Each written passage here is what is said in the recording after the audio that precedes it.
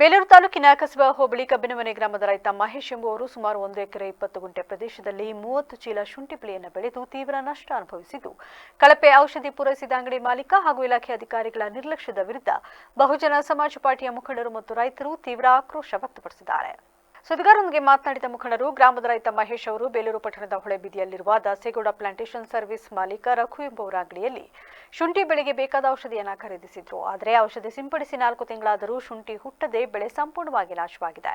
ಈ ಬಗ್ಗೆ ಅಂಗಡಿ ಮಾಲೀಕರಲ್ಲಿ ಕೇಳಿದಾಗ ಅವರು ಉಡಾಫೆಯಿಂದ ಮಾತನಾಡಿದಲ್ಲದೆ ರೈತನ ಮೇಲೆ ಹಣಕಾಸಿನ ಆರೋಪ ಹೊರಿಸಿ ಜೂನ್ 19, 2026ರಂದು ಬೇಲೂರು ಪೊಲೀಸ್ ಠಾಣೆಗೆ ದೂರು ನೀಡಿರುವುದಾಗಿ ವರದಿಯಾಗಿದೆ. ದೂರಿನ ಹಿನ್ನೆಲೆಯಲ್ಲಿ ಠಾಣೆಗೆ ತೆರಳಿದ ರೈತ ಮಹೇಶ್ ಹಾಗೂ ದಲಿತ ಮುಖಂಡರಿಗೆ ಪೊಲೀಸ್ ಅಧಿಕಾರಿಗಳು ಸರಿಯಾದ ಸ್ಪಂದನೆ ನೀಡದೆ ಉಡಾಫೆಯಿಂದ ಮಾತನಾಡಿ ವಾಪಸ್ ಕಳುಹಿಸಿದ್ದಾರೆ.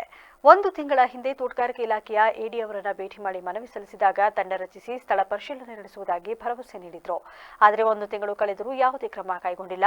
ಔಷಧಿ ಅಂಗಡಿ ಮಾಲೀಕ ರಘು, ತೋಟಗಾರಿಕೆ ಇಲಾಖೆಯ ಎಡಿ ಹಾಗೂ ಸರ್ಕಲ್ ಇನ್ಸ್ಪೆಕ್ಟರ್ಗಳು ಹಣದ ವ್ಯವಹಾರದ ಮೂಲಕ ಶಾಮೀಲಾಗಿದ್ದು, ರೈತನಿಗೆ ನ್ಯಾಯ ಒದಗಿಸುವ ಬದಲು ಬೆಂಬಲಕ್ಕೆ ನಿಲ್ಲದ ಅಧಿಕಾರಿಗಳ ವಿರುದ್ಧ ಕಠಿಣ ಕ್ರಮ ಹಾಗೂ ಸುಮಾರು 30 ಚೀಲ ಶುಂಠಿ ಬಿತ್ತನೆ ಮಾಡಿ 4 ರಿಂದ 5 ಲಕ್ಷ ರೂಪಾಯಿಗಳಿಗೂ ಹೆಚ್ಚು ಖರ್ಚು ಮಾಡಿರುವ ರೈತ ಮಹೇಶ್ ಕುಟುಂಬವು ಇಂದು ಬೀದಿ ಪಾಲಾಗಿದೆ. ಸಂತ್ರಸ್ತ ರೈತನಿಗೆ ಕೂಡಲೇ ಸೂಕ್ತ ಪರಿಹಾರ ಒದಗಿಸಿ ಕ್ರಮ ಕೈಗೊಳ್ಳಬೇಕೆಂದು ಒತ್ತಾಯಿಸಿದ್ದಾರೆ.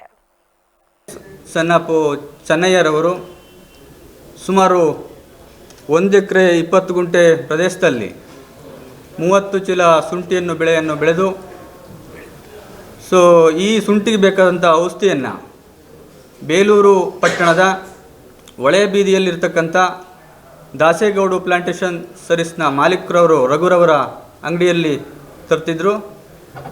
ಈ ಔಷಧಿ ತಂದ ನಂತರ ಶುಂಠಿ ಹಾಕಿ 15 ದಿನಕ್ಕೆ ಹೊಡೆತಕ್ಕಂಥ ಔಷಧಿಯನ್ನು ದಾಸೇಗೌಡ ಪ್ಲಾಂಟೇಶನ್ ಅಂಗಡಿಯಲ್ಲಿ ತಂದಿರ್ತಾರೆ.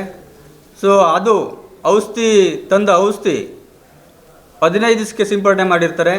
ಅದು ಸಂಪೂರ್ಣವಾಗಿ 4 ತಿಂಗಳಾದರೂ ಶುಂಠಿ ಹುಟ್ಟಿರಕ್ಕಲ್ಲ. ಅದನ್ನು ಹುಟ್ಟಕ್ಕಲ್ಲ ಅಂತ ಹೋಗಿ ಕೇಳಿದರೆ 4 ತಿಂಗಳು ಬಿಟ್ಟು ಹೋಗಿ ಕೇಳಿರ್ತಾರೆ, ಅಣ್ಣ ಈ ಥರ ಐತೆ, ಶುಂಠಿ ಹುಟ್ಟಿಲ್ಲ, ನೀವು ಒಂದು ಸತಿ ಬಂದು ನೋಡಿ ಅಂತ ಹೋಗಿ ಅಂಗಡಿ ಹತ್ರ ಕೇಳಿರ್ತಾರೆ. ಅವರು ಸಹ ಒಂದು ಸತಿ ಬಂದು ನೋಡಿರ್ತಾರೆ. ಬಂದು ನೋಡಿದ ತಕ್ಷಣ 17,000 ರೂಪಾಯಿದ್ದು ಔಷಧಿಯನ್ನು ಮತ್ತೆ ಕೊಟ್ಟಿರ್ತಾರೆ.